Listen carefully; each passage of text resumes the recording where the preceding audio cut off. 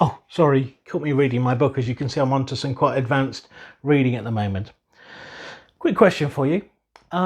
Is life about winning or something greater? In the final temptation of Jesus, Matthew records, Jesus is taken and shown the whole kingdoms of the world. And in this vision, the devil says, these things can be yours if you bow down and worship me. I really struggle with this temptation because I instinctively want to say to the devil, well, these things aren't yours to give. Who do you think you are?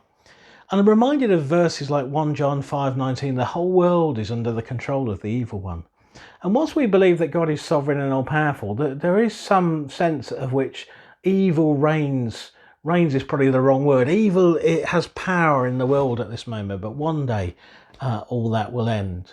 Jesus is either tempted by this as a reality, or he's tempted in the sense of that will be a nice fantasy. In other words, is the thought that flashes through Jesus's mind, I can save the world without the sacrifice of the cross. Now that is tempting.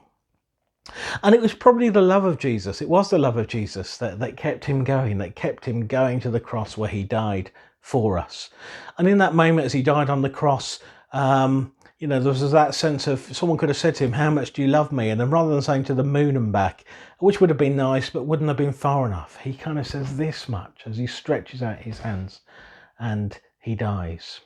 How about us? How do we follow Jesus? When Jesus says, take up your cross and follow me, is the thought in our mind, how far? How heavy is the cross? Every day, even when I'm struggling, do we come to Jesus as Lord?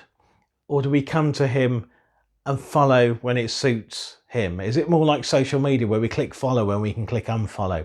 And we can flip between the two when it suits us. Jesus isn't tempted to find success without sacrifice. He's willing to make the sacrifices that God calls him to. How about us? Will we follow Jesus? Do we think that life is just for winning and accomplishing stuff for us? Or do we think there's something greater? Will our love for God take us to the place where we follow him more wholeheartedly?